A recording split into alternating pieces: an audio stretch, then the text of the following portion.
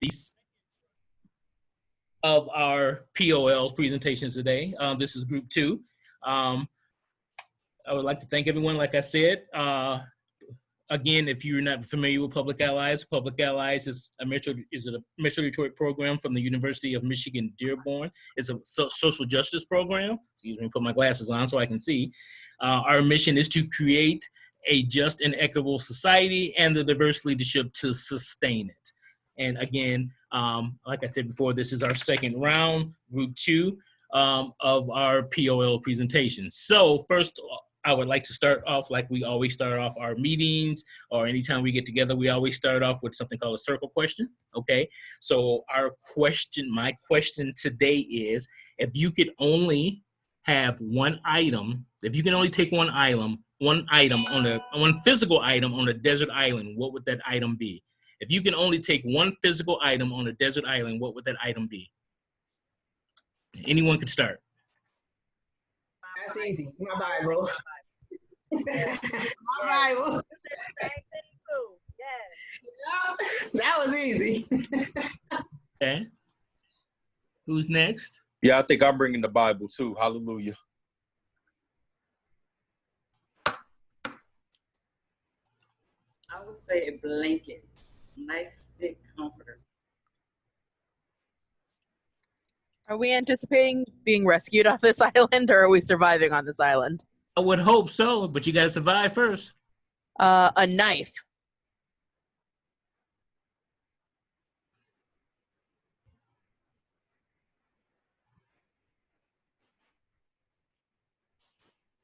Okay.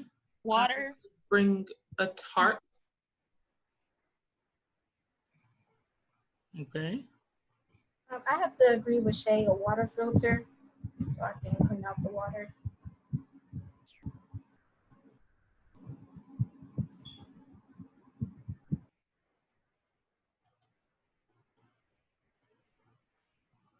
Who's next?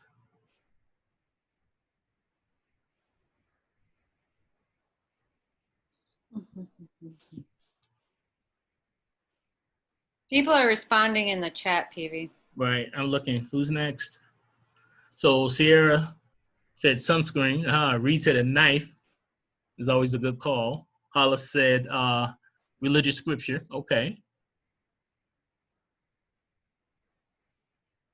Anyone else? Yeah, I meant to say the Quran, so our religious scripture, the Muslim religious scripture. So Amanda, you said a phone in order to get out of there, but we are on a desert island, so that's going to be some pretty good coverage. Must be Verizon or something. She got space net. I mean, if it's a radio talkie or something, I don't care. Something I can get a device that can communicate for me to get out of there. Okay. Anyone else?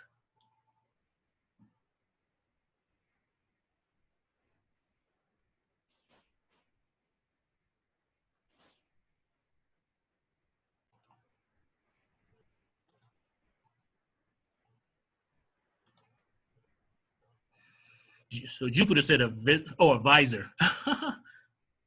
Michael said a picture of my family, my wife and kids. I didn't know you had a wife and kids. Okay. Emmy said a ton of matches. Matches, that's a good thing. So that was Mike that said his wife and kids.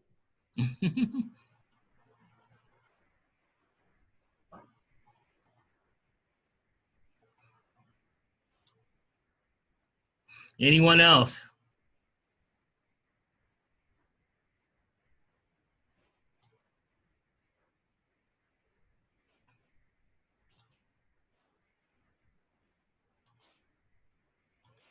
Okay, if everyone has gone, okay, I would like to go ahead and get started with our presentations today.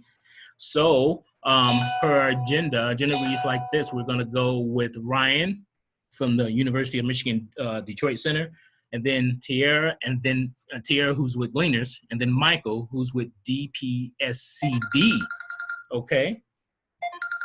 So, sorry about that. Ryan, are you ready? Yes. Did you get my link? Yep. Hold on. I'm sharing. I'm starting it now.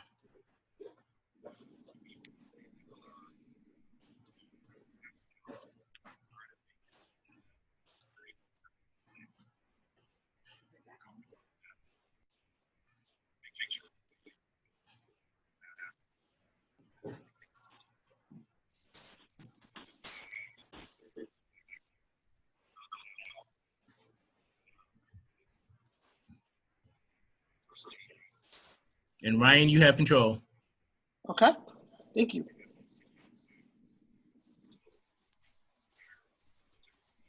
All right, so my name is Ryan Alexander.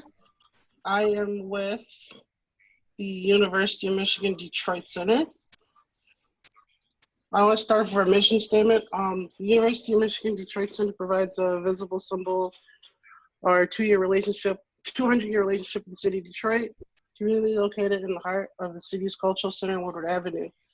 The center is a gateway for the university of urban communities and mutually enrich each other through service and education, research, and cultural exchange. So my position at the Detroit Center was a program assistant. One of the various things I worked with was helping out with the engagement opportunities that the University of Michigan offers in the city of Detroit.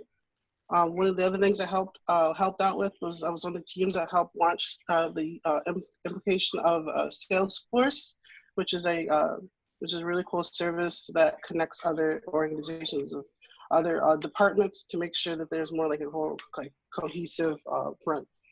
Other events that I helped out with included the Thanksgiving Day Parade, which was a lot of fun. That was an opportunity where we had like a watch party.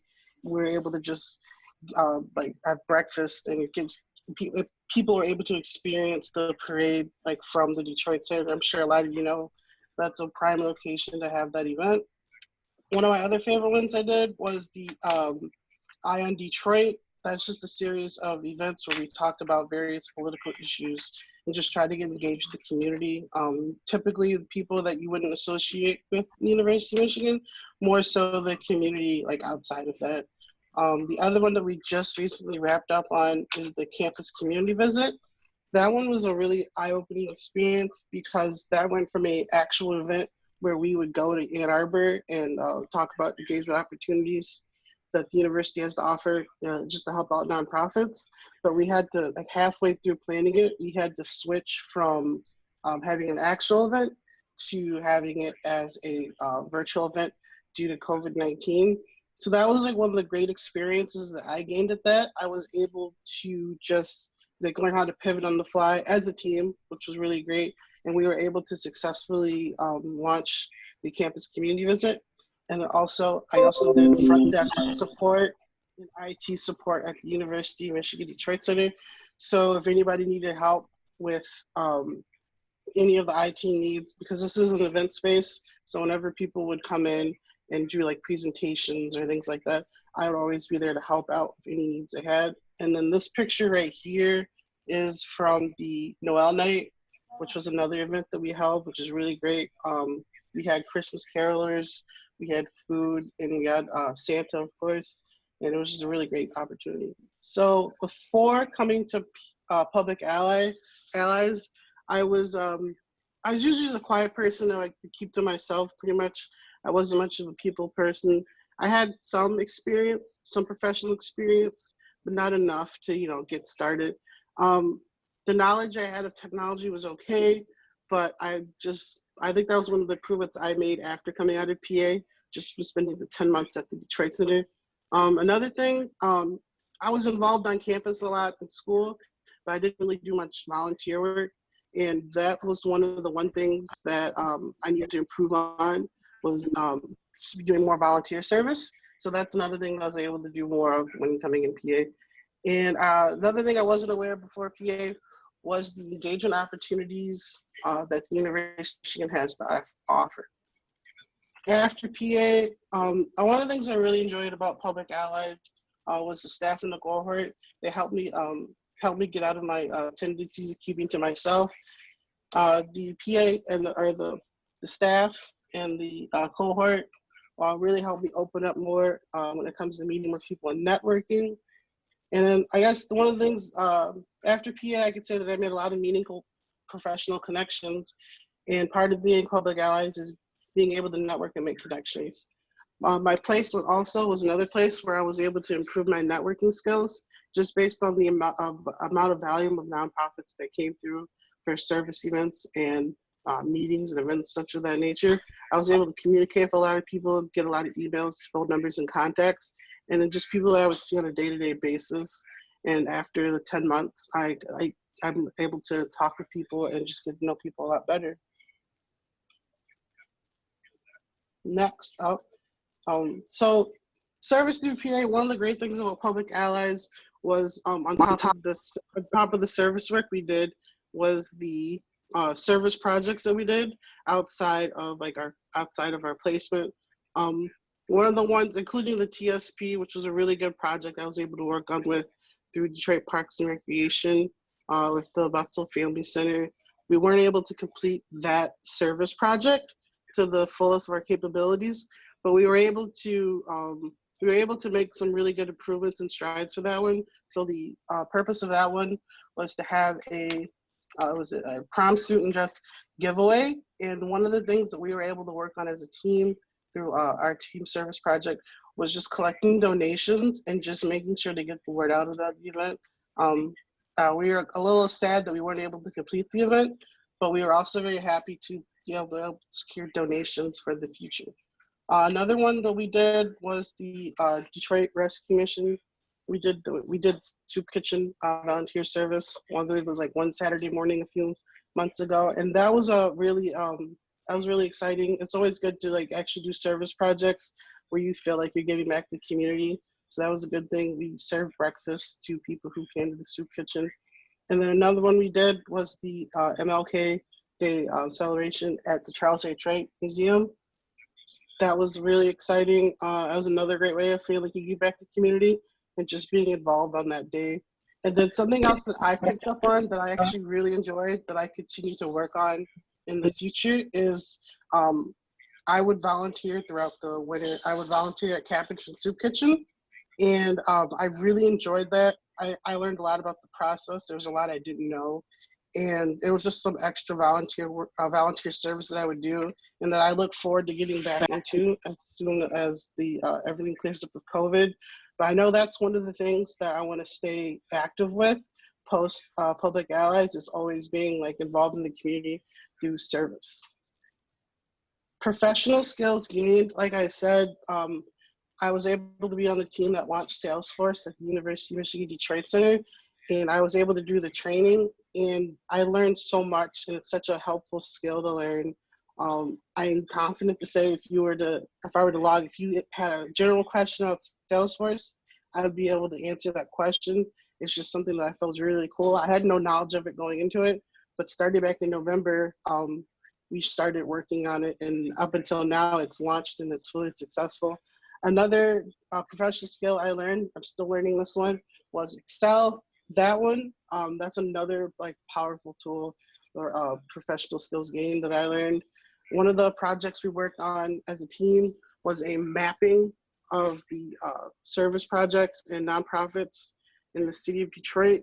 And that was just a huge Excel sheet of information that we had to navigate through and just double check and reference. And it was a really tedious project, but it really helped me shape my professional skills when it came to researching and double checking, going over everything. Another thing that I learned was the professional communication skills. Before coming into PA, I didn't really have much experience in office jobs, more like part-time jobs and stuff like that. So the just knowing like staff meetings, knowing when to communicate, knowing how to reply to emails, things like that. The front desk customer service knowledge that I gained when it came to helping people and answering the phones and just doing any other skills that are needed afterwards.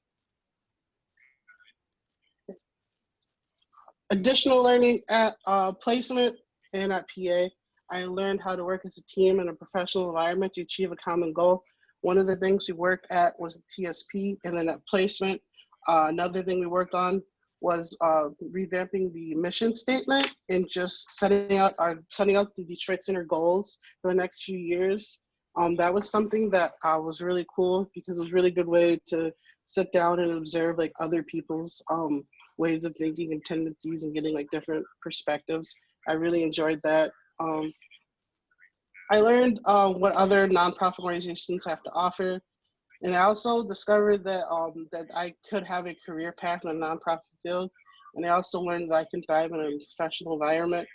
I also gained a lot more personal or professional experience. And also, I can also say that one of the goals I had at after graduation was to take a year off and to gain meaningful experience within the year off. And I can proudly say that that's something that I gained. And that's like one of the goals I wanted to achieve, because I didn't want to just take a year off and work at a normal job or anything. I just wanted to like gain like professional and meaningful experience. Takeaways, like I said earlier, one of the takeaways I really took away from this program was just service projects and just getting involved in the community and giving back and just learning so much more things about the community that I didn't know coming in. That's always a good thing. Another takeaway, like I said earlier, one of my goals and my takeaways from this is to continue to do service work within the community, even after Public Allies. I just feel like that's something that can be done at least once or twice a month, or if not more. And just being involved and just being also knowledgeable of what is going on in the community when it comes to nonprofit field. Personal growth, ways in which I show personal growth is just by staying active in the community. Another way that I will stay active is just remaining compassionate and understanding of other people's situations.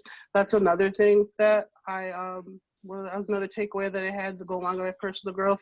It's just learning so much about other people and where they're coming from, and just learning something outside of my own perspective. I always enjoy doing that, and I will always continue to try to live that way.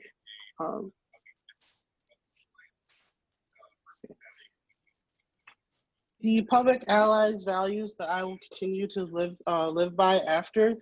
There was just a few that are just three that I really like. All the values were great, but the three that stuck out to me were the diversity and inclusion, which is the belief of leadership is best when it reflects diverse communities, and we listen and learn and work across differences to build a common good. I just feel like that's always a good thing. You try to include other people. It just always remain keeping an open mind. Focus on assets. This is when we recognize and catalyze the strengths of natural leadership in everyone to build momentum for social change. That's another important one, because you never know like where like great ideas or different perspectives come from. So you always have to make sure that you're just always aware of like who's in your circle that can help you out. Another one, which is actually really important, I think it's probably the most important one, was the continuous learning, which is the belief that individual and institutions must relentlessly seek new information in the bold way of applying learning. That's the one that that I will make sure that I always continue to use, because you just need to learn more, and it's always just feels great. And it's always you can stay in knowledge and just always be aware of different perspectives. So post-Public Allies, after spending 10 months Public Allies, I could say that I proved myself personally and professionally thanks to the help from the PA staff and cohort. My goal is to apply everything I learned from Public Allies. I want to continue to push myself outside of my comfort zone. I'd also like to thank my program manager, Angeline, and Dr. Tracy Hall for convincing me to apply to the University of Michigan Dearborn for the master's degree in public administration and policy. My goal after Public Allies is to focus on my education so that I continue to improve myself. I'd like to thank everyone for their help and support over the past 10 months. Thank you. Does anyone have any questions?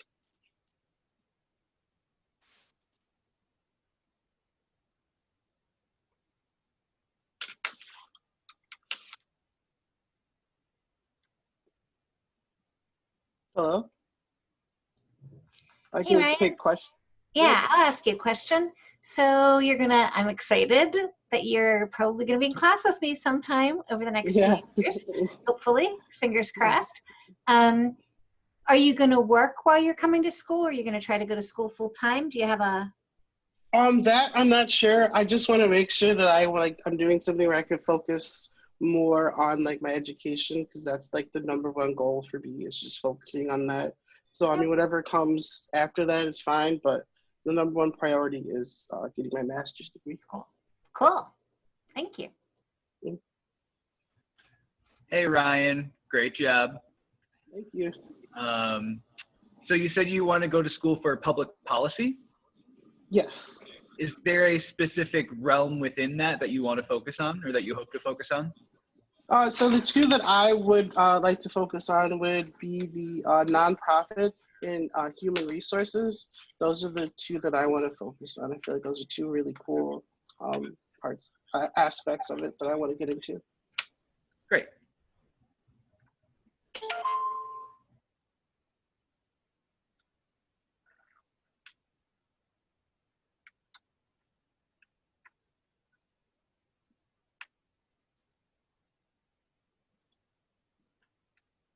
All right, if there are no more questions. All right, great job, Ryan. Thank you. Very deep. The work that you did over at I'm sorry, that lost train of thought here. The work that you did over there at the center, the recreation center, was greatly appreciated. I often have conversations with them, and they love that work. They wish they could have, everything could have happened, but the work that you did do helped them out tremendously. Okay. Well, thank you. I appreciate it. Oh yeah. All right. So we would like to move on on our agenda with Tierra. Tierra, are you ready? Okay, I'm going to bring up your presentation, and then once I bring it up and I say you have control, you also have control of your own slides, okay?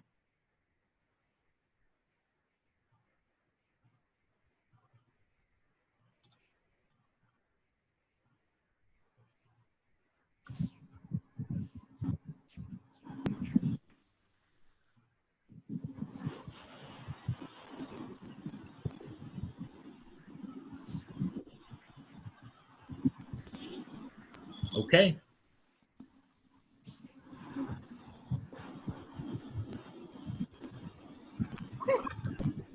So for those who don't know me, my name is Tierra Houston Adams. I am a public ally and I serve at Gleaners Food Bank, excuse me, as a Cooking Matters coordinator.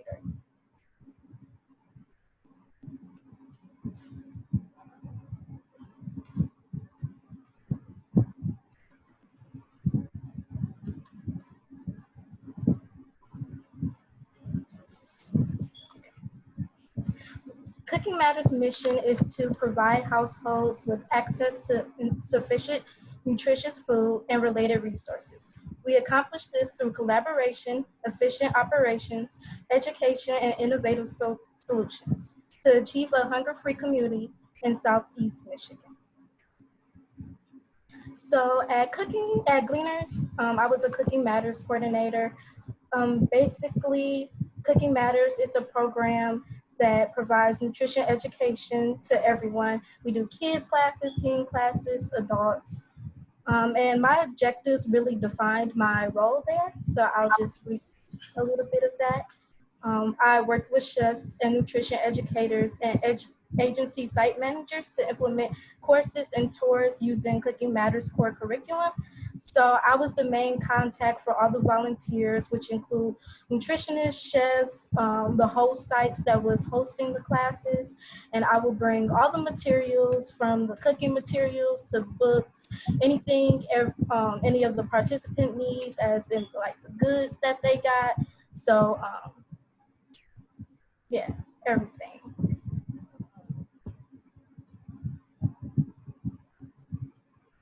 Do I still have control? Yeah. Okay.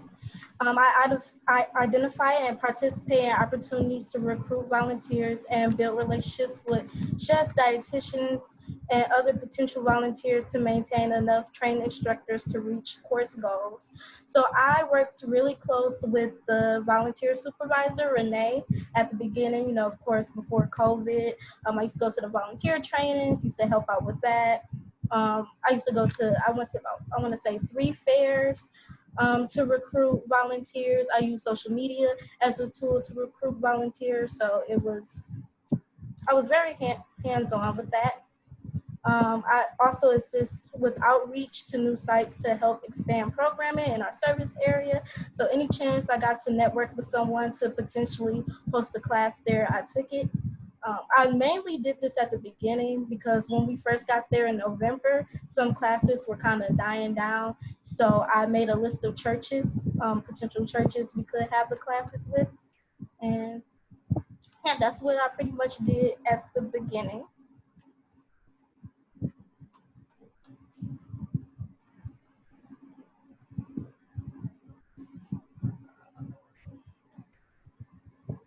So a picture is worth 1,000 words. So this was actually my first class that I got to do.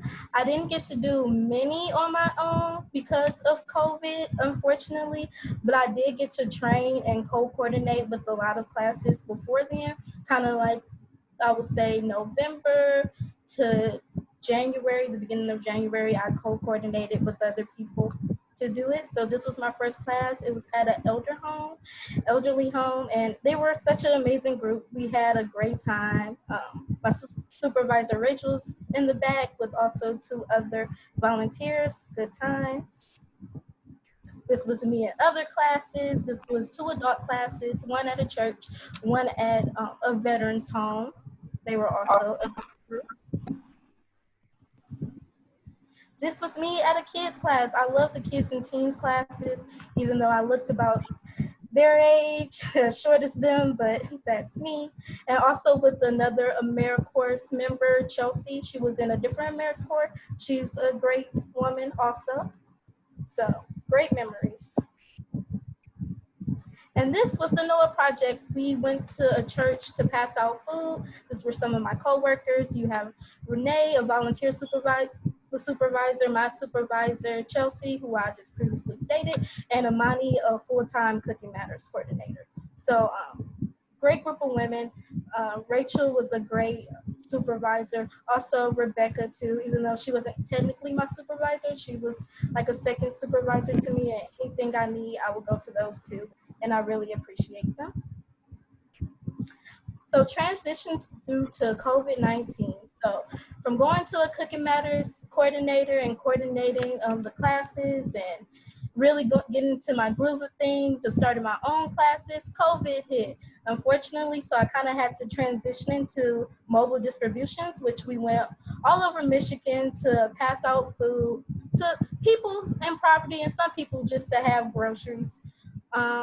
I was over all of our social media content I still post to this day. I had virtual meetings through PA and also through Gleaners, and I did a class through U of M online to get certified in community engagement, and that was a nice thing to have and a great course. So the PA values and leadership actions that I hold to my heart and I feel like I displayed at my placement and just in my everyday life is 1, integrity. I feel like I'm an honorable person. Anything I say I'm gonna do, I will do. I'm not too prideful. If I don't know something, I will tell you I don't know. I'll try to the best of my ability. Diversity and inclusion. I like to include everyone.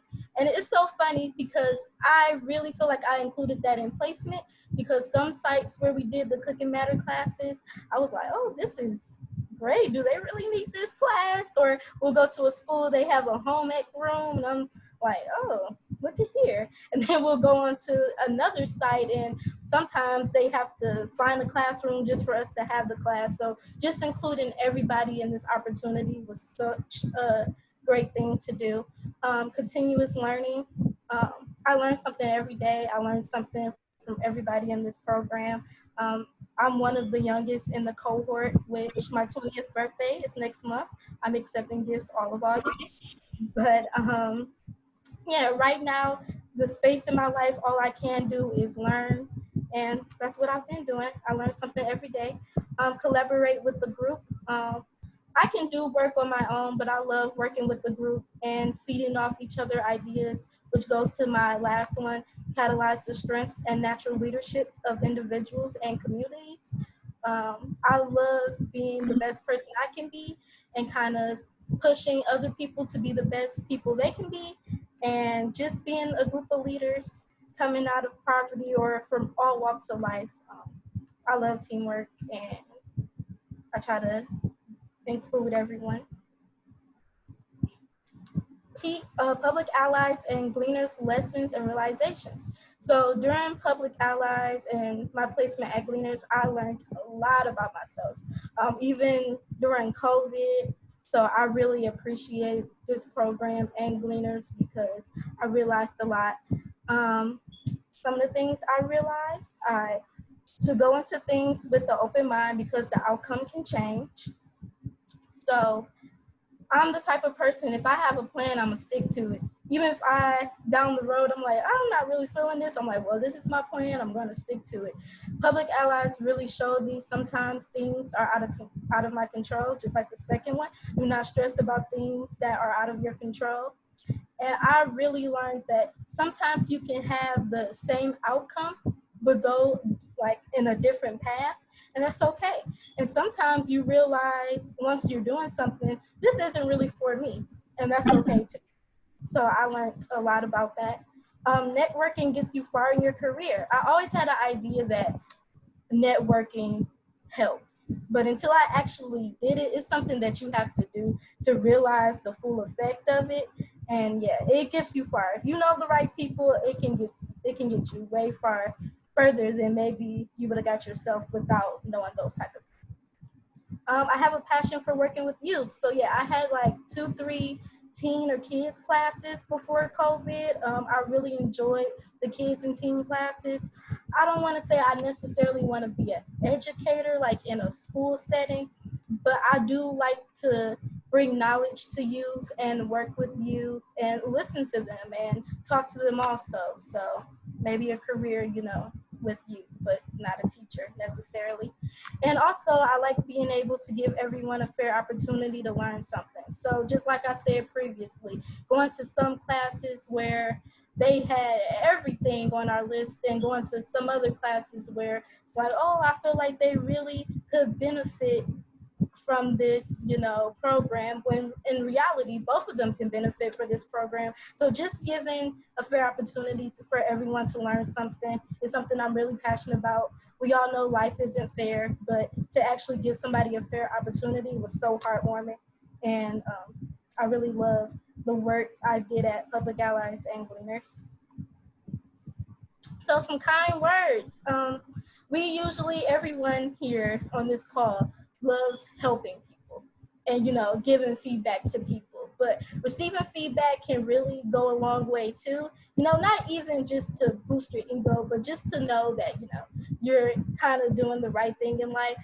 So these are some of the things people told me, whether it was a coworker, somebody at Public Allies, participants, that I really hold close to my heart and really made me feel like I'm in the right space in my life.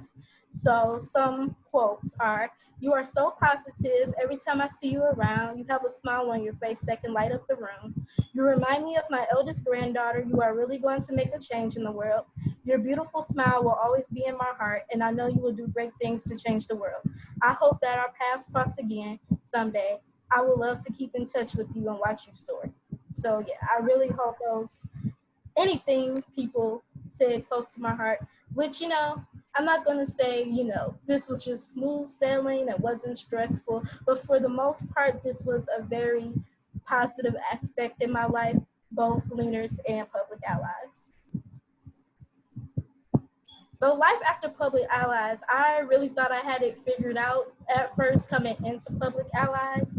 Before Public Allies, honestly, I did not know nothing about nonprofits, even AmeriCorps, anything about that, except for when I looked it up like an hour or two before my interview with Ajalana and Gerard. So I really thought I had it figured out coming into this program, but I really didn't.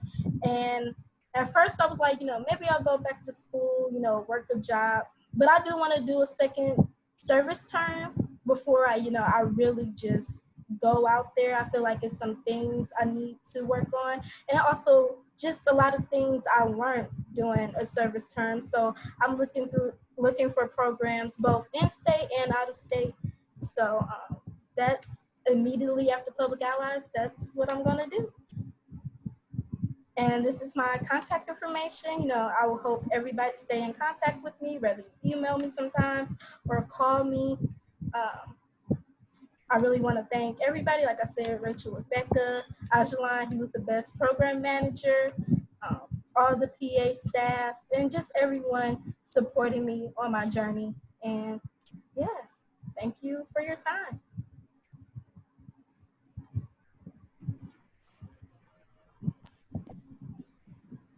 I'll open the floor for questions.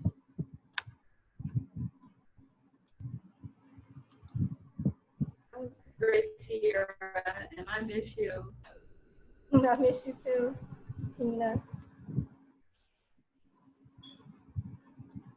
Yeah, I don't have a question, Tiara, but I do want to say that I'm proud of you. I've seen everything that you're talking about that you experienced during your program term, and I am proud of you, Hunty.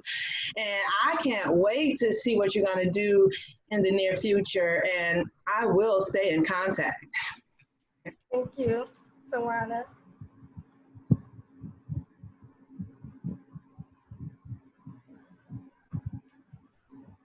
Any other questions, comments? You guys all know I'm an open book.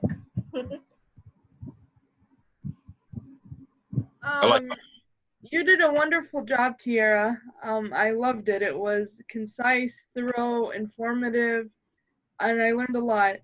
I just have one question. So, did you have a passion for cooking before going into Gleaner? Like, did you have a passion for like food and cooking and all of that before? Actually, yes. Anybody that knows me on here, I love food. I love to eat. But before then, I actually was thinking about going into owning a restaurant since I've always worked at a restaurant since in my high school days. I feel like it should be more ethnic restaurants owners. So that was one thing. But once I actually realized and started going into like a managing role in restaurants, I'm like, do I really want to do this? But to answer your question, yes, I did have a passion before it. But now that you bring that up, that's actually was one of my challenges going into cooking matters, not really having a nutrition background. It was kind of intimidating, but they all made me feel comfortable. I did trainings about basic nutrition. And so, yeah, it was just a good experience. Oh, that's good. I'm glad. Thank you. Sorry, Tiara. I had one quick question. I did get an email from Gleaners. They're still looking for some help. Are you still doing distributions? Are you still looking for help? Yeah, I believe so. We're still doing distributions. You got an email, I want to say yes, they're still looking for help. But I could get you in contact with Rebecca. She's on this call too. She will know more about that than me. But I want to say yes. All right, thanks. This is Rebecca. I just want to say we are so grateful that Tiara was on our team, and we're sad that she never really got to do all the courses that she was gearing up to do because of COVID, but really enjoyed having her around. And I do think that we are looking for some warehouse help right now. I don't know that we're hiring for distributions, but things are changing a lot at the food bank as needs change. Great, thanks. Is there a link or email address we could tap into to apply?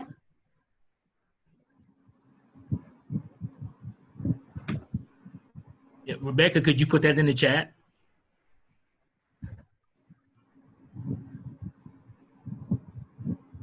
I just put my email address in there, and I can send that to HR if you send it to me, as I'm not sure exactly who's doing that right now. Okay. Thank you. Thank you. Thank you very much. Great, thanks. All right. That was great, Tara. That was great. And yes, you do. Every time I see you, you have a smile on, and it just brightens up my day. I know it makes me feels a lot better when I see you smile. So that was a great job, and you did great work at Gleaners. Okay. Thank you. And thank you to everybody in the chat. I see everybody's comments. Yeah. Thank you, Tara. That was. All right. Next up, we have Michael. Michael, are you ready? Yes, sir. You said we have control. How does that happen? You just use your. I'll do your transitions for you. I think okay. All right.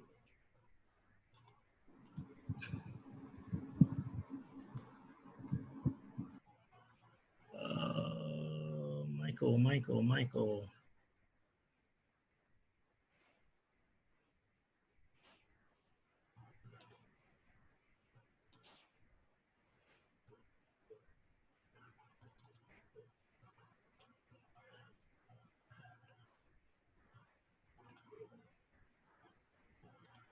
All right.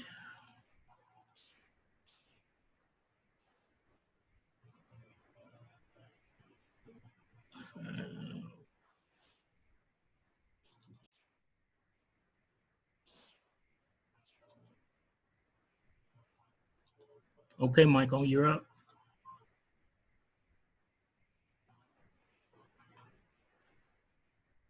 All right, Mike.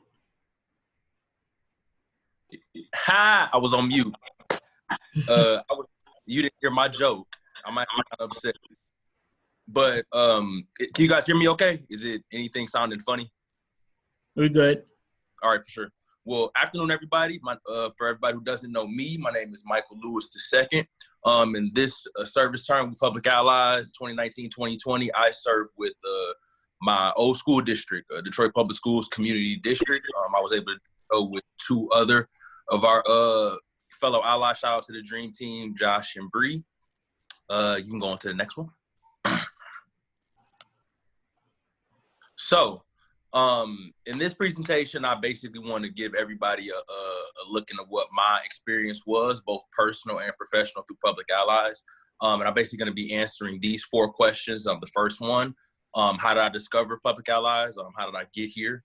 The second one, what did I hope to accomplish in doing this service term through Public Allies? Next, what did Mike experience along the way?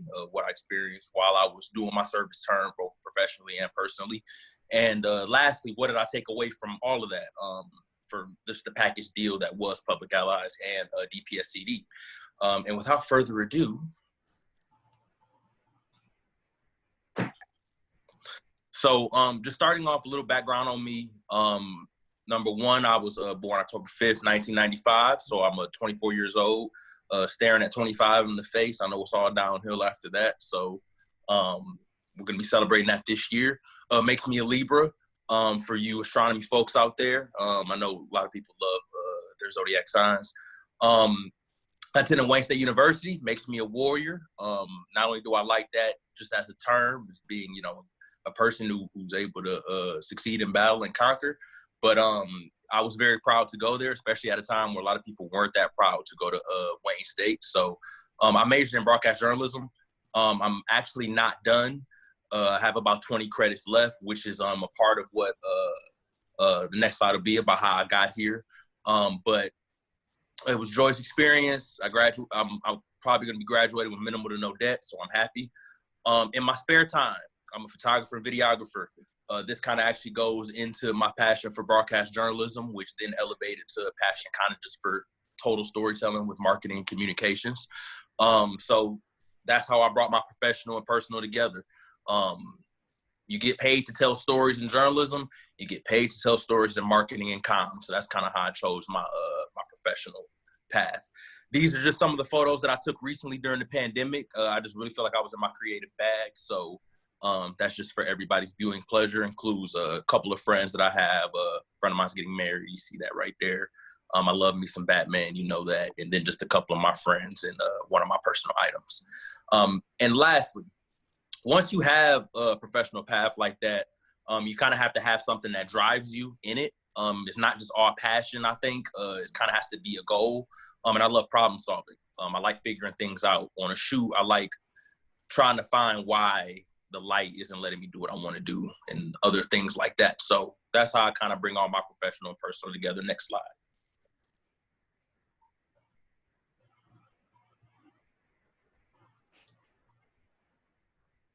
So how did we get here? So number one, I wanted some more professional development. I was able to land my first job after college at Wayne State, but it didn't really go too well. It was a volatile environment. Just weren't really on the same page. Didn't go as well as I'd pleased. So I wanted to make sure that if I ever get in another situation, I at least can make sure that I don't have the question of, was there anything better I could have done? My next 2 jobs after that were actually outside the field. I wasn't doing marketing and comms. I was doing things that were similar, but not quite corporate communications, what I had set out to do. And so after all of that time, I felt like I had to make up for lost time.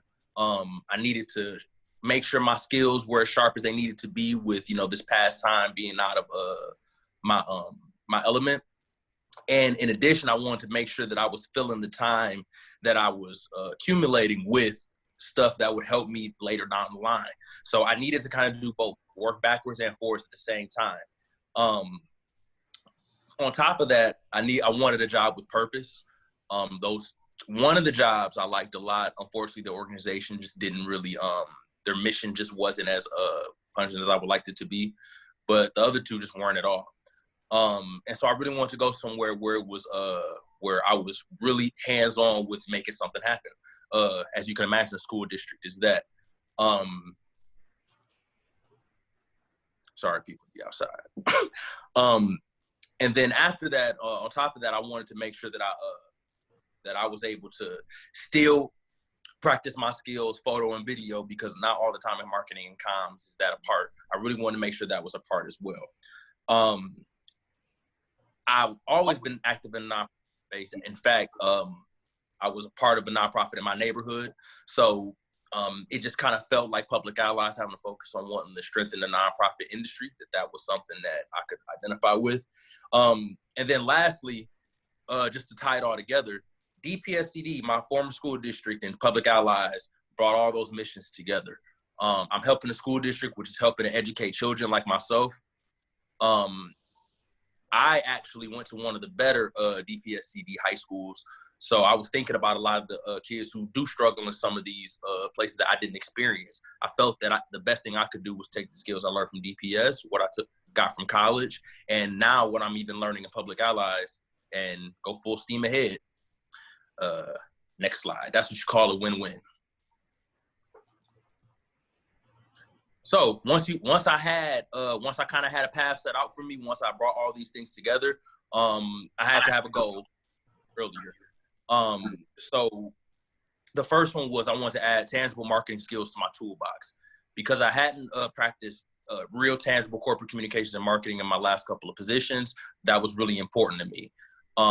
Making up for that lost time and still cultivating toward the future was huge for me. The next thing was just making sure that I kept the job with purpose. Whatever I did inside of DPSCD, I had to make sure that I was trying to actually have an impact, not only on the work that was being done in the district, but the people it affects. And then lastly,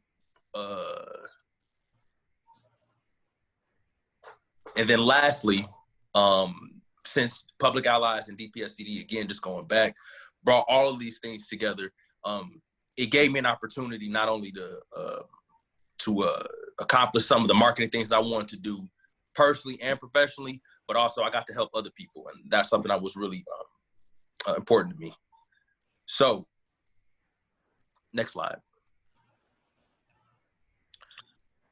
So basically, my work at DPSCD, you can consider a little bit of a roller coaster. There was a lot going on. COVID-19 had a big effect on education, as you can imagine, kids in schools. So it was kind of brewing when we started. We kind of felt a little bit of that heat. And then once it happened, a lot of things changed. So when we all came in, our dream team came in November, the first thing we wanted to do was, kind of lay out a lay of our department. At the time, we were all working for government community affairs, so had to know what was going on with, we were the first employees, so we kind of had to dig a path. Of course, me having marketing communications, that's what I primarily was on. Josh had experience with program management, and Bree had experience with in Lansing. That's kind of the government part, so she was more so on policy. We laid the groundwork. We kind of gets off the job as a unit, and we kind of started picking off projects. Whatever was thrown at us, we kind of did. Unfortunately, a lot of the things that we did didn't really hit rubber the road, so it kind of was extended, and some stuff we didn't get to follow through on, but that's what we were there to do, at least in the beginning. In December, the first big project we all worked on was we had a big community engagement push. Dr. Vitti really wanted to reach out and touch the community and tell them what was going on with the district and be transparent and let them have an input on what was going on. Just to kind of give you guys an idea of how I thought about it, one of my core values that I thought was important here was integrity. Since we were working with a lot of people in the community, we had to tell them the truth. We had to hear what they had to say. We couldn't always push what we were even thinking on the district on them. We really had to sit, we had to listen. We had to be truthful. We had to really listen to what they were saying and try and solve their problems. But that was a huge. Unfortunately, this interrupted a lot of the work we kind of were doing with projects because we kind of just were the first line of defense. We were grabbing question cards and making sure the event went smooth 3 or 4 times a week at all the high schools across the city. So it was a lot going on, but a joyous experience nonetheless. Next slide, please. So I said I wanted to do a lot of professional development. After working through this in January is when that really got started for me. Because the projects got interrupted and a lot of things weren't really going, they weren't moving methodically, kind of was all over the place, at least with not only my role with being a marketing person and it not really being a fit for me in that department, but also just what was all going on with the district. I kind of just started sharpening the tools in my toolbox. So I started doing a lot of research on how to do better marketing strategy, specifically in education, how to do better content marketing plans, things like that, that just whenever I'm activated or whenever I can put them to use, they'd be there. I was able to do that for about a month. And at the end of the month, I actually was transferred into another department. They put me directly in corporate communications. After that, moving on to February, this is where I was able to at least work a little bit more of the skills that I had got in the time that I was doing professional development. My day-to-day was to manage the social media channels, each one, come up with the posts all day, and then monitor how people reacted to them. So as you can imagine, it's not only just putting the message out there, but seeing how people feel. It was a lot of layers with that experience as well. As you can imagine in corporate, when you put message out, it's only so many people who are trusted. So I had to send mine to them. It would be edited. It was a lot of things going on in between. However, one big thing that came out of this, one of my bigger projects, was I was able to come up with a whole campaign. It was a Black History Month campaign focused on the school district in Detroit. Most notably, Jamil Hill, who's on ESPN, who graduated from Mumford, went to Michigan State. I tagged her in her post. We got about 2,500 engagements, about 1,000 shares, a lot of likes, a lot of comments. She's a controversial person, so a lot of people even had some negative things to say about her and the district and things based on that. But that bigger wins on the project side, was able to put something out there like that. The district doesn't really see that much engagement, so that was cool. And then in March, we had the pandemic. As you can imagine, everything went remote. I just switched departments. After I switched departments, I was actually about to switch departments again because the department I got switched to was then split in 2. So I was going to have a new boss and a whole new way of doing things after that. And doing this kind of work remotely when you have that many layers is hard when you can't walk up and talk to people. So that was difficult. It also changed the nature of our placement because a lot was going on with education and what was happening at the top. So things kind of just got disjointed after that. But we worked through it, tried our hardest, and now we're here. Next slide, please. So just to kind of bring everything to an end, in April, for me, it was a little hard. It wasn't much work to be done. We kind of got down to doing mundane tasks. It kind of just was doing things to do it. It wasn't really a good flow, especially with a new department. By May, still doing work, this daily work, these tasks, but it really dropped off a lot because it literally all the messages had to come from the top. So I was able to do whatever I could get my hands on, but it was a little hard. And bringing that all to now, not much really changed from that. I did as much as I could, got a lot of extra work, just trying to come up with messaging, even if it got picked apart. But it really just wasn't the workflow just wasn't as conducive to what it was before when we were all in person. And to round all of that off on a more positive note, on that experience, looking back, I really was inspired, just talking about my personal goal on growth, getting back to the last one I didn't address is my personal growth. I really found what my passions were through the pandemic and filling my time, which is more photo and video. I'm going to do more of that once we're done. Probably going to do that full time. I'm actually waiting to get more equipment now in the next couple of weeks. I'm going to finish school thanks to the Education Award Public Allies awards us. That was the one thing stopping me from finishing school was a little bit of debt.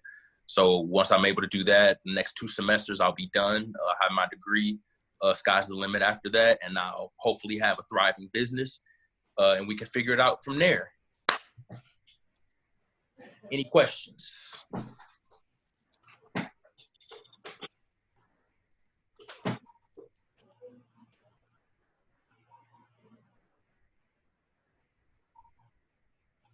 Thanks, Josh. Shout out to Josh, third of the Dream Team. Shout out to Josh.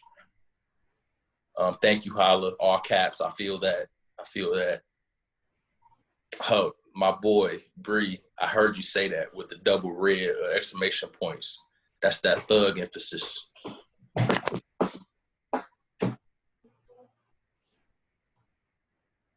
So do we have any questions for Mike? You know what I'm saying? I'm like a bucket of information. Yes, Jude. Hold on. I think I missed one in between there.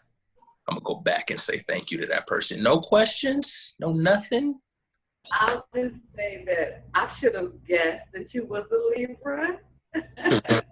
I love Libras. Your energy is, that's it.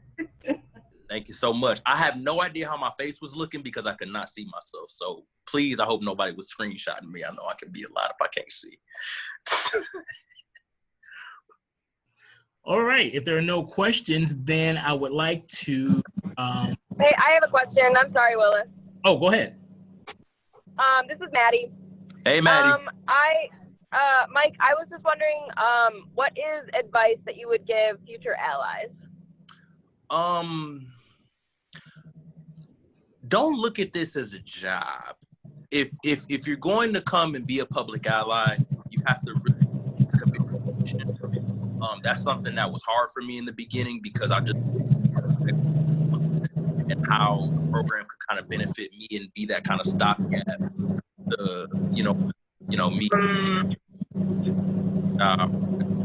But I don't know how, but just interacting with you guys and going through what we were going through, I realized it would be better for me to really sit down and soak all this up. And I realized that during the pandemic, hopefully it's not another one of these, but I really had to hone on that during the pandemic. Work wasn't going as well. I had to remember I was here to grow. And I did that. And because if I had been thinking about just how it was the next opportunity, I'd have stressed myself out under those circumstances. I'd have been, upset. But since I grew, now I can tell y'all, I'm gonna go to school. I kind of got an idea for a business in my photo and video. I can do that and meet the two at the end once I'm done with school and figure it out. Like I wouldn't have been able to say that before this program. So that's what I would say to people. Thanks, Mike. Okay, if there aren't any other questions or comments, we're going to take a 5-minute break. We're going to take a 5-minute. No, not even one. And we will be right back in 5 minutes. Okay. Thank you. We should get like some elevator music for the breaks. Hold on, I think hold on, DJ Mike on the ones and twos, and get us some elevator music going in here.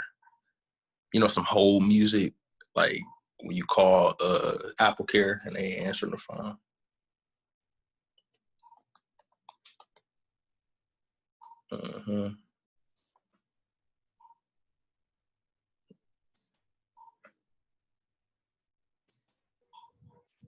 Mike, there's a piece of me that wants to walk away and just let you continue to talk to the camera and nobody's here. But I just don't know if I could let it happen. I could let it happen. Don't worry about it. I'm here, Mike. Good job, buddy. Thank y'all. Appreciate y'all, man. Appreciate it. I feel like this is way better than just silence. You at least just get like some elevator music on. I got a playlist. I put together a playlist. I believe it. We do this. And thank you. Do not encourage. Thank you for co-hosting the 5-minute break, Chanel. It's Chanel and Mike coming to y'all live from final presentation break. Just because they missed us in person for the last 4 months. So the foolery was not available. It's not the same, but it is we love our dedicated fans. We do. Shout out to you. Community is built. We will be there.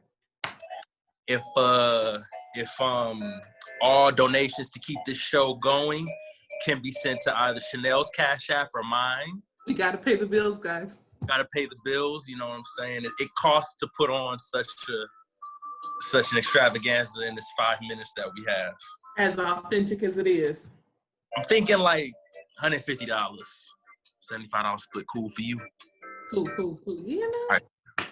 That's a baby. AJ!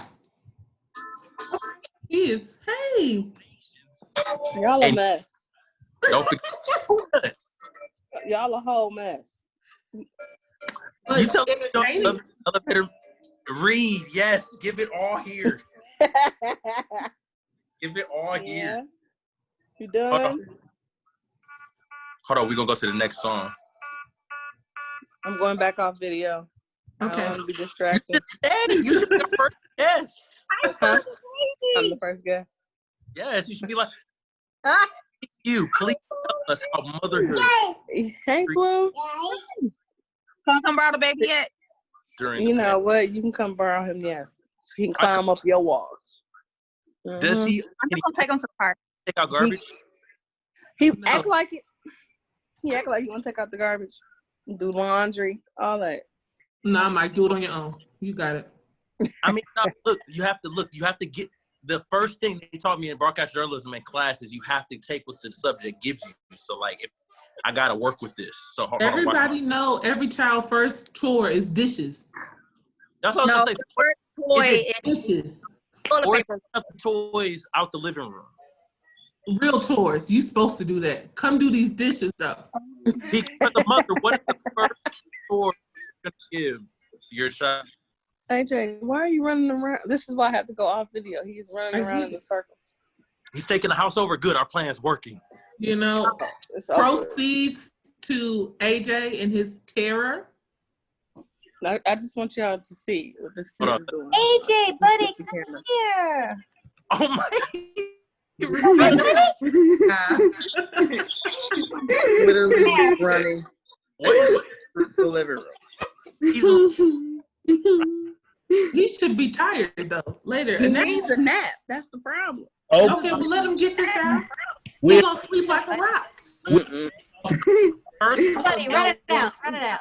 The first time he walked, I'm sure there was like, I Believe I Can Walk start playing in the background. Like he is like running. This is why I'm going back off video. This is what well. Thank you for joining us, PQ. We are here all. We are. We're back. Break. All right, show's over, Mike. Okay, and you know what? We could sell that whole 5-minute break right there. You honestly can. Have your people call my people. I'm trying to tell you. Really? No, don't call Mike. Call me. Okay. I handle it.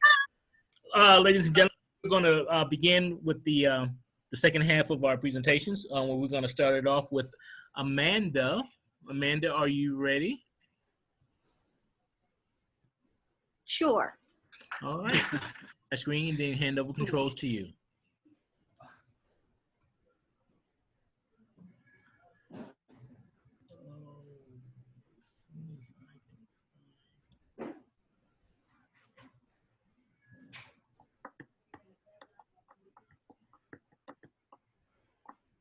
Okay.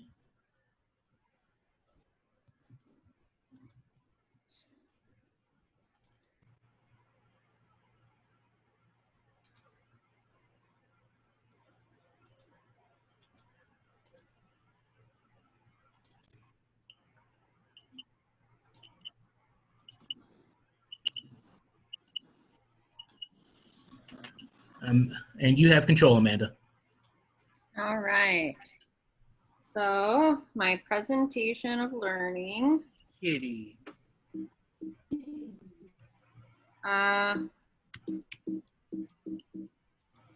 It's not letting me do anything. It says I can control the screen, but it's not letting me flip back and forth. The right and left arrow. It's not letting me do it.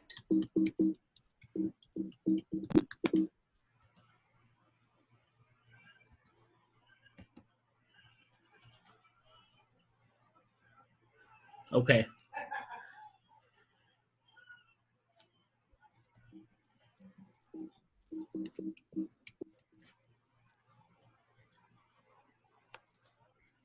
I'm gonna try not to have a panic attack right now. Amanda, this is Tier. I had like the same problem at the beginning, but you have to, on the slideshow, you have to click like below and then do the arrows manually. Like you can't just click on your keyboard and do it, if that helps. Because I had the same problem. Okay, so click below and then. Yeah. You see where the arrows are? You have to do that. I see. Okay. All right. That'll work. All right. So there we go. I got it now. Okay. Whew.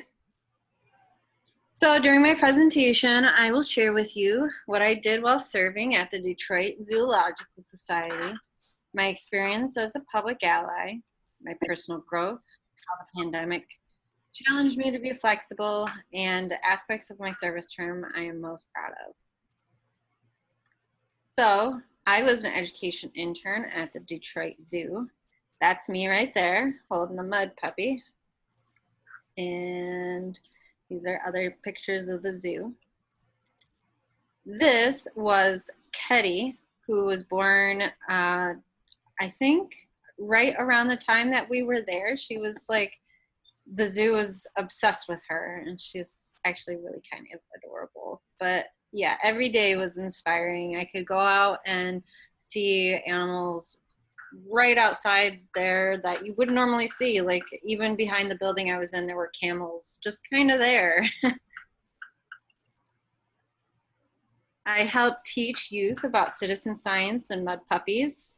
And so we would do different things like test water pH and how test the pH and other like metals and stuff.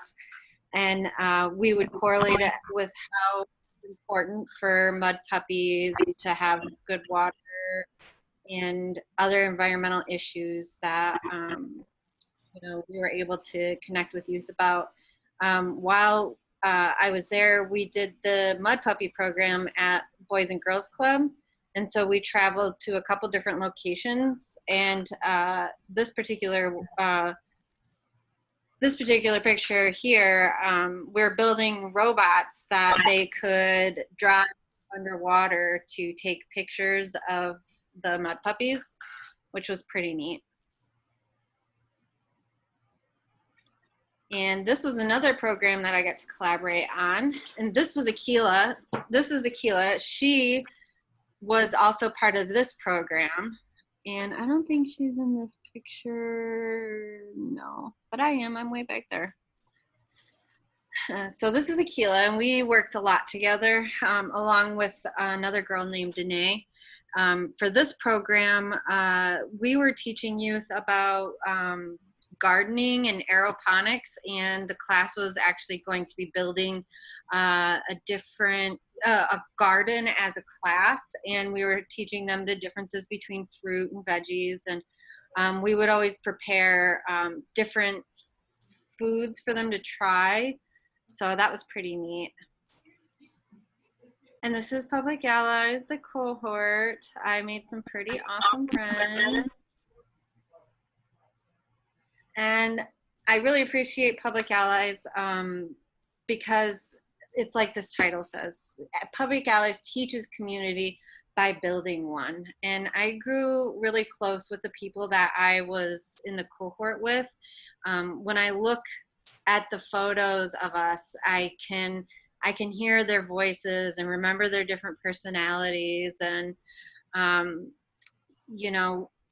a lot of the trainings that we went through, it was really emphasized in how we grew as a cohort and what it means to build a community out in a community, and how there's different ways that you have this learning and growing and collaborating that really happens in the actual community also. And so we had our challenging days where we all had differing opinions, and it was interesting, but at the end of the day, we were still having fun together and going through these experiences together, and we were miserable together, we were happy together. It was pretty amazing. So my placement at the zoo taught me a lot about sustainability, conservation, environmental justice, because believe it or not, those things do go hand in hand. So like environmental issues, they really do affect more so people of lower income, minorities, and things like that. And so we're finding that, you know, drinking water or toxic air, that really affects, you know, those types of communities also. And so environmental justice is a appropriate term also. But I also learned how to present complicated facts to a general audience, because I was really wanting to try to teach climate change issues, but the general public and how to incorporate that, especially with youth, it's very difficult. You have to really break things down. And I learned what it was like to work with people who are open to hearing ideas. At the zoo, they were really accepting of those ideas, and whether we went with them or not, everybody was just welcome to throw ideas out all the time. And it was I would say like a healthy experience to see that, and to also see a lot of other people who share passion for environmental issues and conservation efforts. So my personal growth was, you know, I got so involved with so many things because I was so interested in everything that was going on there. I was volunteered for subcommittees and went, and then I was working on this program and working on that program, and then trying to build this learning outline for this whole new online platform that everyone was trying to pick up. And I really think that it really taught me to take a moment, that like joining Public Allies was a moment to learn myself in a professional environment, and to really get to know like what my limits are, and, you know, not rush into things, and to, you know, understand that I might need to go in slow and learn what I'm committing myself to, and that I'm not over committing myself, and that my schedule isn't so packed that I can't, you know, enjoy a simple walk at the end of the day or something. So I had to really learn to, you know, I struggle with that. And so that really brought to light that is something I could work on, and I continue to work on. So COVID-19 and the pandemic. And as you guys know, it's everywhere. It's on the TV. If you drive on the highway, you see signs for COVID-19. It's everywhere. And one thing the pandemic, I think, has taught people all around the world is, you know, sometimes you can't rely on plan A.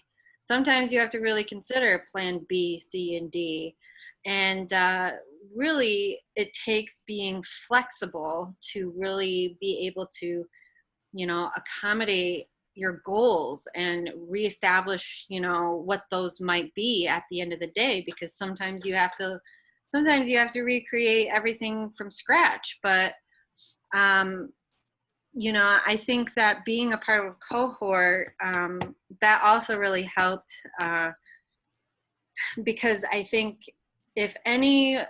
when you have a community that you're building and that is strong together, that really shows to me resiliency. And if any community has shown some resiliency, it's really the city of Detroit. And so while COVID-19 has been a struggle for people all around the world, I think Detroit has seen enough in order to,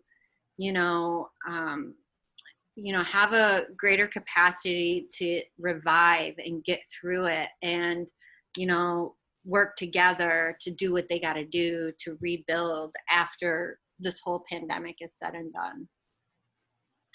And this is us all being flexible. We're all on our Zoom calls, and it's here we are, better or worse, still sticking through it. And some of the things that I'm most proud of for my service term, COVID-19 really, like I said, it really changed plans for everybody. And while I didn't get to necessarily build that bridge that I was looking to build, I was hoping to connect a foster care agency with the Detroit Zoo and its programming for education. And I think that would have been a really beneficial thing to that demographic. And, even though COVID-19, everything happened, I think the thing that I am most proud of is the fact that I was able to come in there and shine a light on a demographic that hasn't been pushed so hard as it was by me before.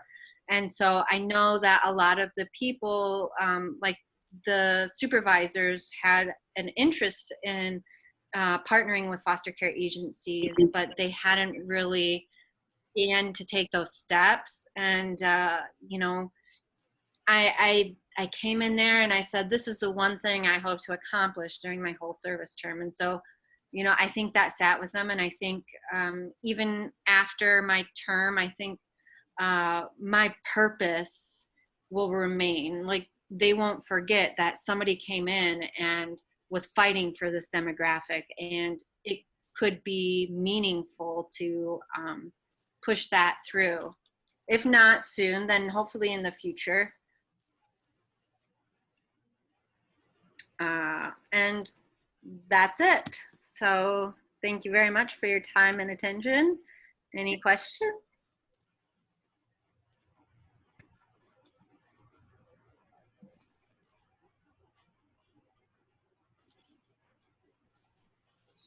Hi, Amanda. Hi.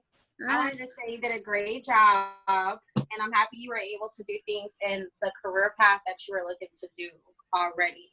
So great job, girl.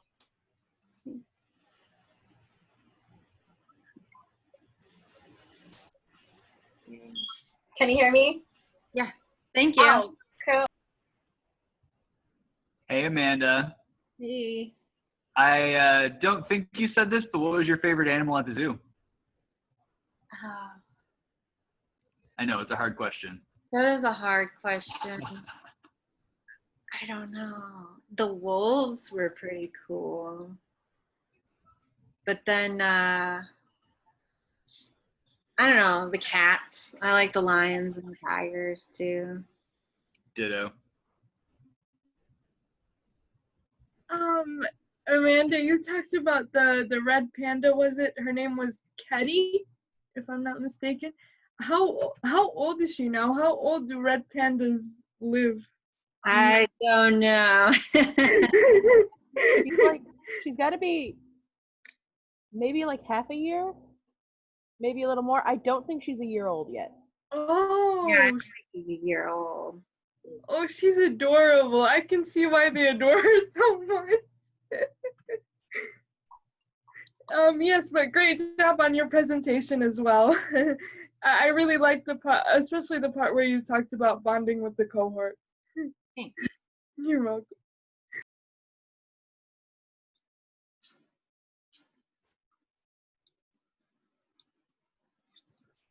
Amanda, I'm sorry if I missed it, but I was wondering your next steps after PA. Were you doing another term, or Were you furthering your education? Well, I know you wasn't furthering your education because you have all the degrees you need right now. So I have did that. you, yeah. So did you say exactly what you're going to do? I apologize if I missed it. No, I didn't. Actually, you know, I've actually, because I haven't had to pay for classes at college, I've gotten some scholarships. I had been looking into environmental science, but I don't think it's for me. In terms of a career path as a job at the end of the day, like the job that I would be getting. And so while I'm passionate about environmental issues and environmental justice, I feel like I'm still interested in the medical fields, believe it or not. And so I'm actually looking at doing perhaps another AmeriCorps program if it works out, and then next year doing a histotechnologist training program that hopefully I'm crossing my fingers on.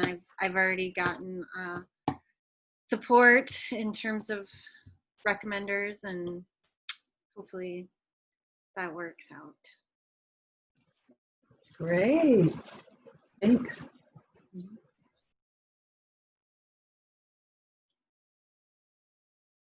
And thank you everybody in the chat.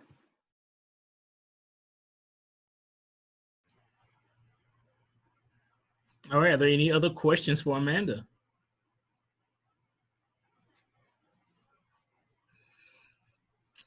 All right, thank you, Amanda. Great job, great presentation, great work that you're doing at this, that you were doing at the zoo. That foster care program, that idea, there were a lot of things and a lot of connections I could have gotten for you. There's a lot of people that I know that are dealing with foster care programs that would have loved to have done something like that, being a part of something like that. So that's a very good idea. If there are no other questions, we'd like to go to our next presenter, which is Keena Thomas. Keena, you ready? Yes. Okay. Okay. So I'm sorry I don't have any visuals for you guys, but I will read off the script.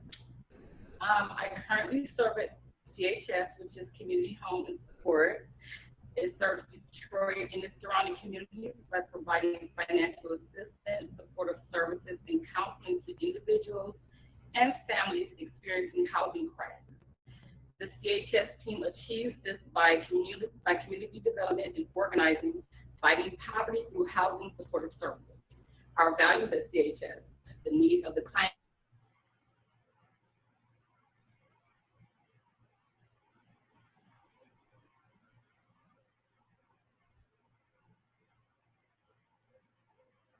Keena, you with us? I think you froze. Which is an 11-unit apartment complex called Untitled.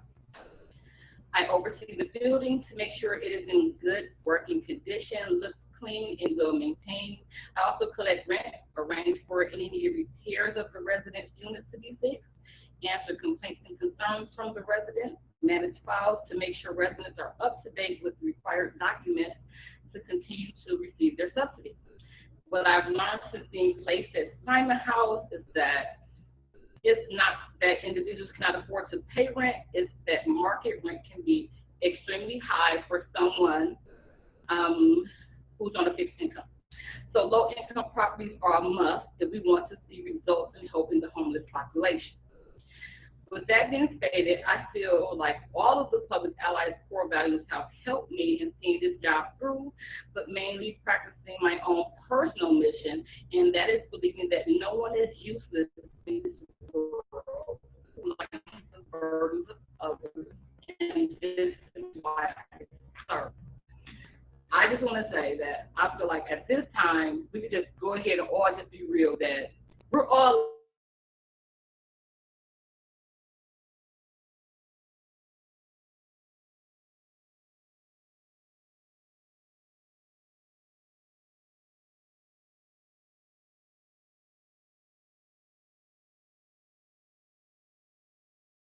I feel like since I've been there, I am more grateful than ever to have 4 walls and a roof. especially since the way the world is right.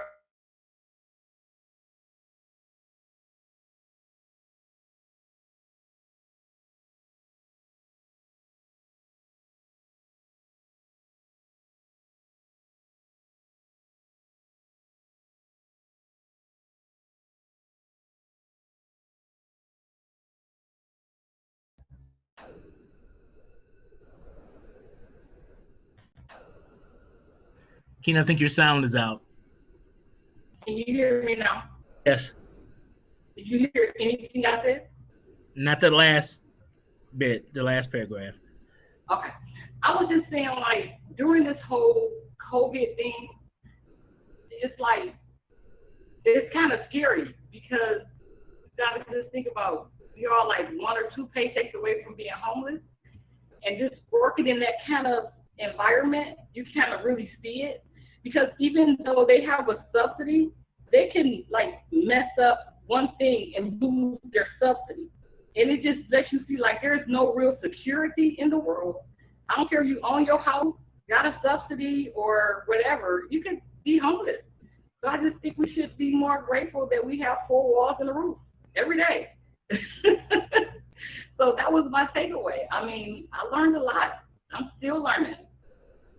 Still trying to be grateful every day, even when it don't seem like there's nothing to be grateful for. Having a home is something to be grateful for. But any more questions? Any questions?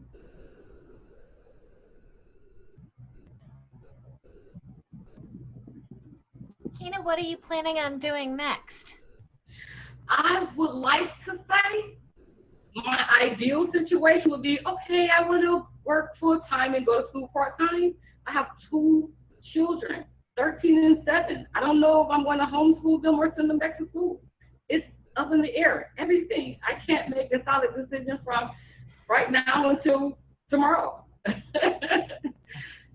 So, yeah. But the ideal situation would be for me to continue to work in the field where I am helping others in housing crisis. It's so good. You actually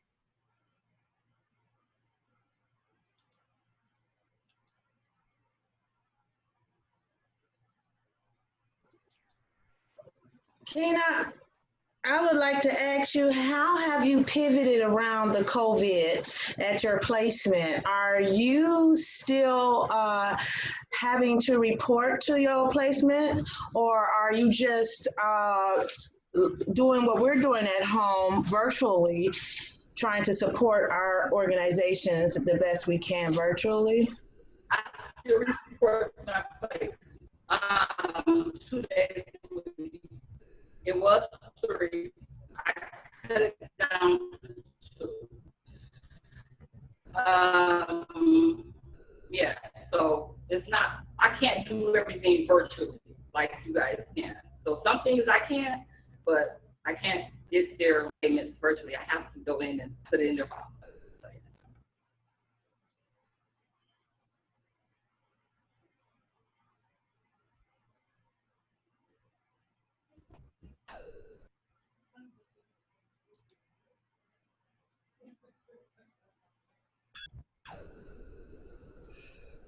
All right. Are there any other questions for Kina?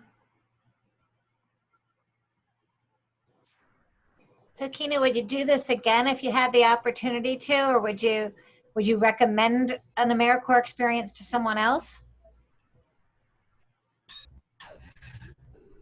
I would definitely recommend this experience to someone else.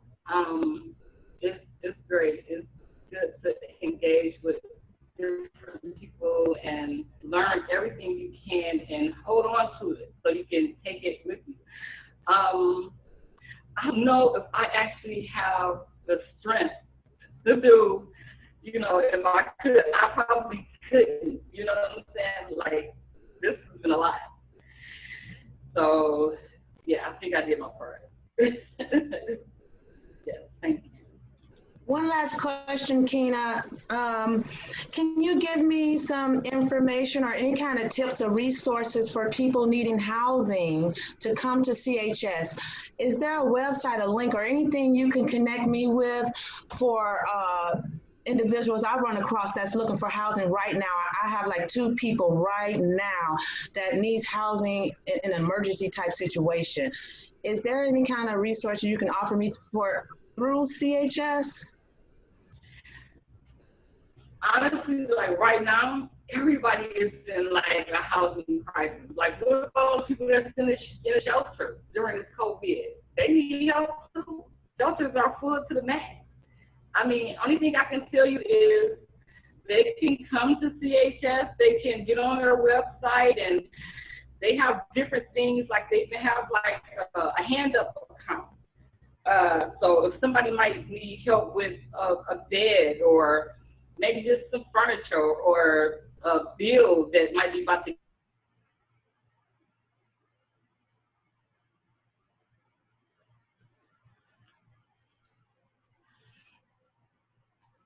Okay.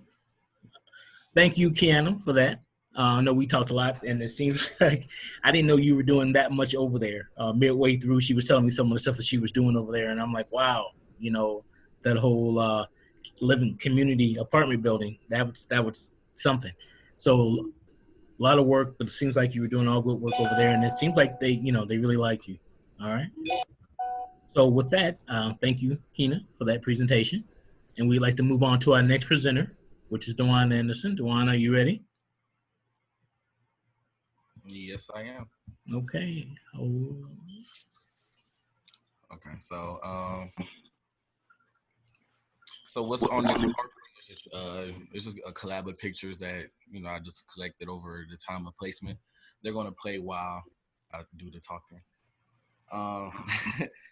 But first I just want to start out. You guys already know my name. I'm Dewan Anderson. I'm placed at the Detroit Health Department, and I first just want to say, when I first came into Public Allies, it was an unusual time in my life, and it required a lot of adjustments and just a lot of change overall. So for my presentation, I wrote a poem, and yeah, I hope you guys like it. All right, so.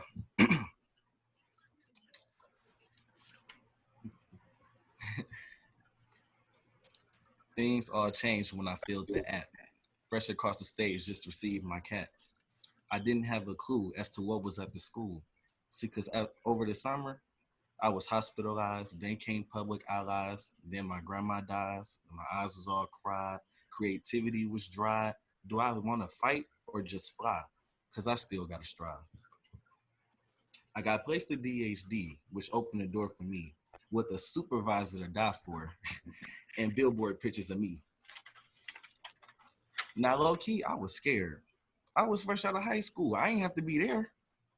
The pressure was high and my confidence was low, but I stuck it out the sewer, not just go with the flow. I hit the ground running.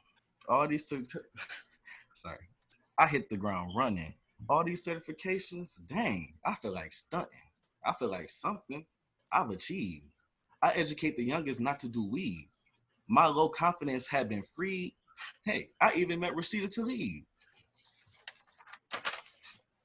I had everything together. Work was fun, and even the weather felt better. But it was never in my dream that we'd be attacked by COVID-19. See, unlike the normal workforce, mine picked up. Longer hours, more paperwork. I was hung up.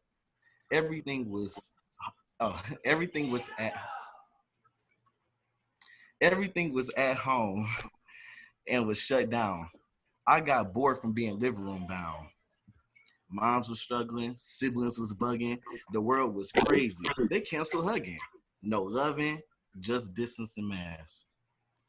I don't know about you, but I couldn't stay focused on my task. My granddad passed, which was unexpected. After that, I knew we was unprotected. But Hala told me to be always unapologetic. She was there all along, so angelic and empowering. Just like my supervisor, Adora, who stands towering, showering nothing but kindness and intelligence. I'm forever grateful that now working with her, I'm a distinguished gent. I want to thank PA for helping me gain my earnings and giving me the opportunity to do my presentation. And that's it.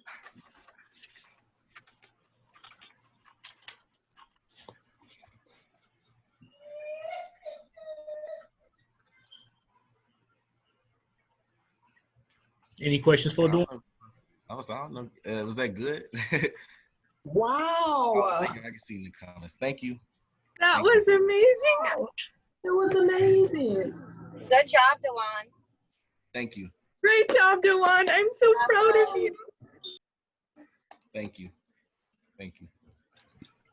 So Dawn, could you tell me exactly what, as far as the certifications go, what certifications did you earn being over at the health department? Okay, so for one, I'm certified in the FEMA training, which means that FEMA, so they pretty much they're like the emergency relief team, and different states have FEMA. I actually had an interview with someone with a FEMA job in Atlanta, Georgia. It was a virtual interview, and I still haven't heard back from them yet, but I hope it went well. So I'm certified in the FEMA. I'm certified in the CITI training, the city of Detroit. I'm certified in some other ones too. I'm certified in mental health first aid. There's so many trainings we've been going over. Naloxone. It's quite a few. Is that Adora? Yes. I didn't think he was here. Hello. You got Dewan. I just want to say that I was tearing up. Dewan, for everyone that's on the call, he's so talented. He's so ambitious. He's so inspiring. I had the pleasure of getting to know him when he was with Teen Hype, because he was one of our models for our I Decide campaign, and even informed like the design of that logo. And I Decide is now operating across the city. At the health department, he jumped in with both feet, and I was so impressed from the beginning. And some of the trainings that he's done a lot of like trauma response and trauma-informed trainings, and he's trained as an overdose first responder. He's been out in the community supporting COVID-19 testing events. He's getting an award next month from some of our community partners, because we partnered with like Wayne State and CVS, Class Agency, DABO, a lot of groups. He's gone to Washington, D.C. and presented in front of hundreds. He's impressed everyone from top to bottom, or from left to right, I'll say. And we were supposed to be in New Orleans, everywhere, Tennessee, Puerto Rico. I mean, we had all kinds of stuff. Hala and Dewan and the rest of our team were supposed to go all over the place, and COVID-19 hit, and then Dewan continued to step up with the COVID-19 call center. So he's underselling the kind of impact that he's had on the department and the community as a community health worker. He really understands public health, and he has a second gift, which we already knew, because that's why we were so excited to have him, but with media, with performing arts, with everything. So I just know that he's going to go wherever he wants to go, and if he wants to stay with the health department, he can, because I am so proud and impressed with how PA identifies rising leaders for this program. Thank you.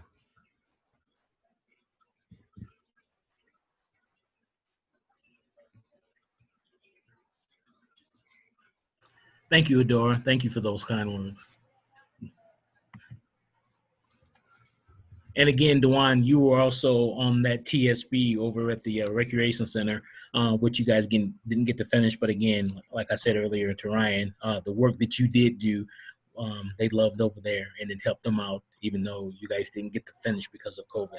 So I hope we can do it next year. Oh yeah, yeah. Mrs. PB want to run the program again, we can, go back and and do it all over again, because I wanted to do that project so bad. I could not wait to do the prom suit giveaway. Yeah. Yeah. Okay, well, thank you. Thank you for that. Thank you for the kind words. Thank you for the presentation. It was wonderful. At this time, we'd like to move on to our last presenter. Last but not least. Okay, Sade Beck, are you ready? Yes, I'm ready. Okay.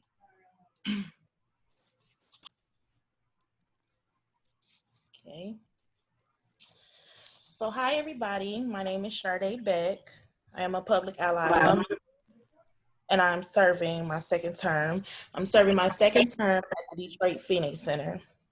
The Detroit Phoenix Center is a nonprofit organization that serves youth ages 13 to 24. We provide critical resources for homeless youth, such as a safe space where youth can come in, take showers, have access to our food pantry, wash their clothes, as well as have access to our activity room. You can come in, play video games, board games. We also have a Zen Zone space where they can relax, do their homework, take a nap, read a book, and things like that. This service term has been pretty overwhelming for me with the pandemic and working from home, Zoom calls, as you can see, adjusting due to the coronavirus and not really being able to get the full experience of public allies as opposed to my last term. Although I didn't get to get the full experience, I still felt like I had a great deal of support from my kin group and some other fellow allies as well.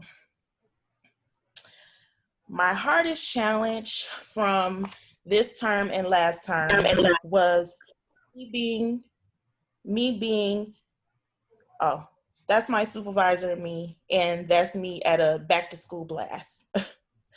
My hardest challenge is being a holder of only my GED and high school diploma.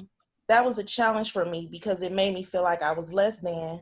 So I always belittled myself because I felt I didn't fit in, knowing my educational background, and also being an African-American woman from the Detroit East Side. How has Public Allies changed my life? Okay. Public Allies has shown me you can do anything that you put your mind to. Along with my favorite Public Ally core values, continuous learning, I've learned you can never know enough, and only a fool thinks he knows it all. And integrity. It's always good to do the right thing, even when no one is looking. Last year, I had the honor of being on Public Allies website, and I presented my testimonial. And it said, I used to think in order to be successful and a leader, you had to be highly educated and hold a college degree of some kind. Now I know that your success is not based off of how much education you have, but it's about integrity and doing the right thing when no one is looking. That's my thing. I have to do that. That's what made me who I am today. Growth, I have grown tremendously professionally, mentally, knowing it doesn't matter where you come from, but where you're going. And sometimes everyone can't go with you. Starting to be kind to myself and extend grace to myself, and also recognizing my accomplishments. That was me and my friend Blue and Gerard, and Blue is on here. Hi, Blue. She has been a very great help to me. And my program manager, Naja, as well. And Keena. And my life after Public Allies, I was offered a position to be the youth services manager at the Detroit Phoenix Center. And a message from my supervisor, because she couldn't be here today. Hi, everyone. My name is Tiffany Smith. I'm the Chief Executive Officer of the Detroit Phoenix Center. I really just wanted to say congratulations, Sade, on your completion of Term 2 for Public Allies. It's been an amazing, amazing journey just watching you grow as a professional. And also, while partnering with Public Allies, being able to build our capacity within our organization, seeing you go from someone who was not really sure of your role and your position to see someone like you who is truly dominating and that can take on anything. The way that you connect with our young people has just been such a joy to watch. The way that you champion our mission, we are ecstatic to welcome you officially onto our team as the Youth Services Manager. We know that you're going to continue to do great things through the Detroit Phoenix Center and well beyond. And so congratulations on completion of your term. You are amazing. You are amazing. You are amazing. And it's been a joy and a pleasure to work with you. And I am so excited that we get to continue the work that we do together. That will be all.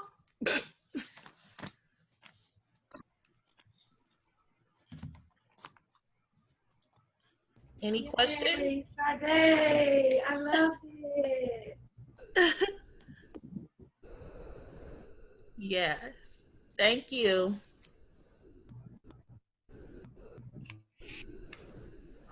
Hi everyone, this is Tonisha Primus. I was a former public ally a while ago, I would say. And I remember when I first met Sade, she always had a strong work ethic. But she was also very quiet. And she has so many ideas in her and great leadership skills. And I'm so glad to see that they have been put on the forefront and has been blessing so many people. So I want to ask you, Sade, what has been the biggest difference you have seen in your personality or qualities of yourself?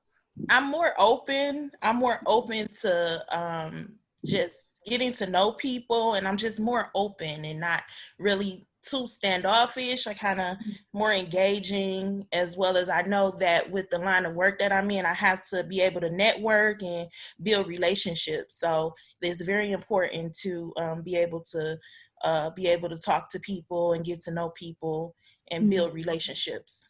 Working That's in a great. nonprofit. So you say it brought you out of your comfort zone a little bit. Yes, it did. Okay. It did bring me out of my comfort zone, but I've learned that it's you have to get comfortable with being uncomfortable in order to grow. That's good. Thank you for sharing. I loved it. Thank you, sis. I'm proud of you. Thank you. Yes, ma'am. Sade, I just want to give a shout out to you real quick. I did notice how you encouraged us in the beginning and along the way about the program, and you gave us little tidbits in between events to let us know the importance of these events and to be aware of what we're gaining here and not take it lightly. Yes. And I just want a shout out for you encouraging me and giving us the tools we needed to make it through the program. You did a good job as an alumni, and I appreciate you. Thank you. Yeah, Sade, I want to build on that. I have a quick question for you. It's amazing thinking about meeting you a few years back, and my watching you grow has been really a heartwarming experience. So I'm curious, if you had the chance to talk to yourself now, to who you were 3 years ago, what's the advice you'd give yourself 3 years ago? Ooh. Knowing what you know now. Knowing what I know now, don't be afraid. Like, don't be afraid. Just go ahead and trust yourself. Trust yourself. That was on my screen. Trust yourself, and don't be afraid, because you won't go anywhere. You won't grow. Like, if you feel like you're uncomfortable and you don't want to do this, or I'm too good for this, or I don't need to listen to anyone, or thinking you know it all, you won't end up anywhere. So just, be open. Yeah, thank you. Sade, I just want to say I'm very, very, very proud of you and of your growth, and I'm honored to have a mentor like you, for sure. I remember one day I was asking you about my next step, after Public Allies, and you told me to follow my heart. I just want to tell you that was the wisest, most amazing advice that anyone has ever given me, and I'm so proud to have you as not only a fellow ally, but also as a sister, non-biological sister. So thank you. Yes, Hala, I love you, Hala. I love you more.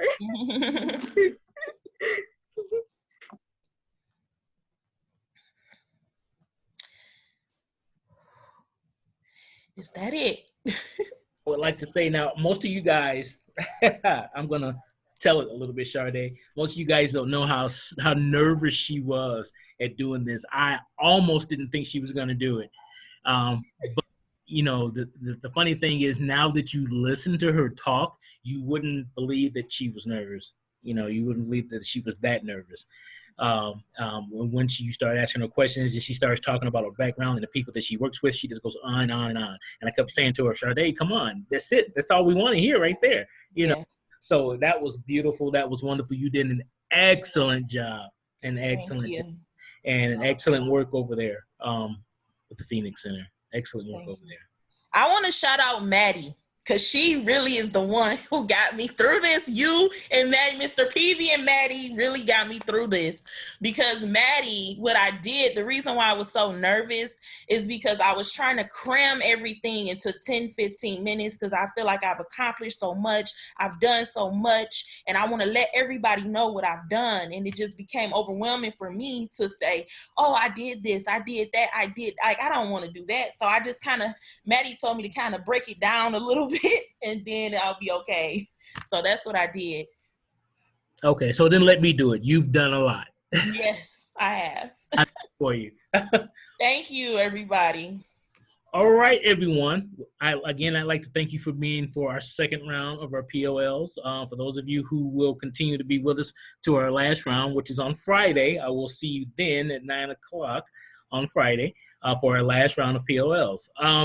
But again, thank you for being here. We had a great time.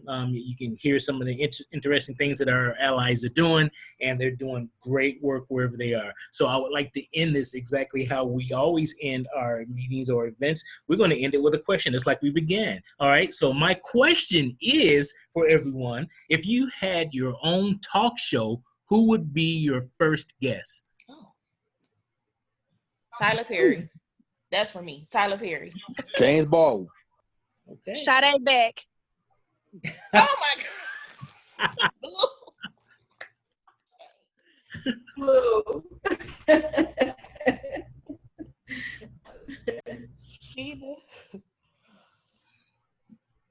All right. Who's next? I'd probably go as the first one, go LeBron James. Okay. I probably have Adrian Piper, who is an artist that I'm really fond of. Reed said Rebecca Sugar. It would be my children, because I know they would love to be on TV some kind of way, so I would give them that moment to shine. Joe Biden. Ah, okay. Chanel White, because I'd be nervous. But she would remind me to breathe, because I'll forget when I get nervous. Iyanla Vanzant, if I can get some healing.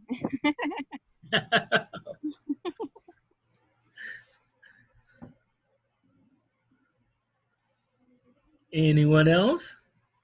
Can it be my supervisor, Adora? Yeah, it could be a door. Okay.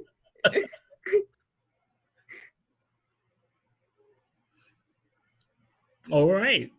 Well, again, I'd like to thank everyone for coming, and I will see you all on Friday. Okay? I'll see you all on Friday.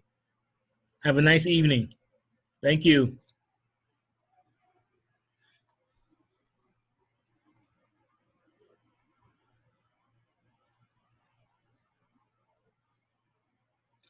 Blue, thank you.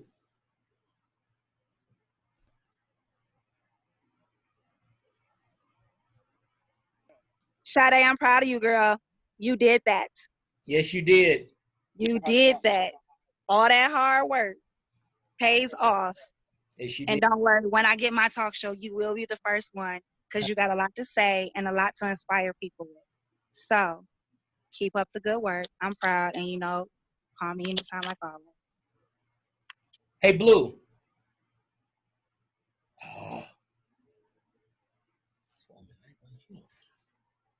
See you later, Sade.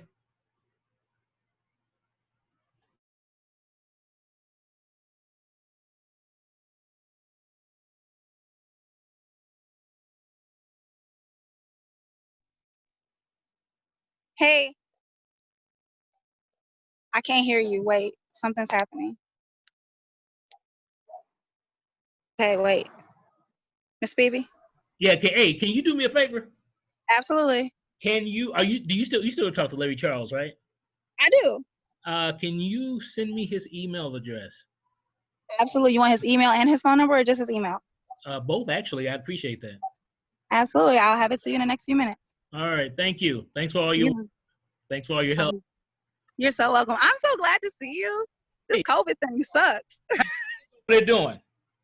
I'm all right. I'm all right. No, the kids. The kids, they're okay. They're in there having a whole fussy kids because I got them cleaning up. So, but yeah, go ahead. I'm gonna send you his thing, and then you can call me too. So it's all good. It's just this morning I was running a bunch of errands. Oh yeah. Okay. Thank you. Yeah. Okay. Cool. Bye.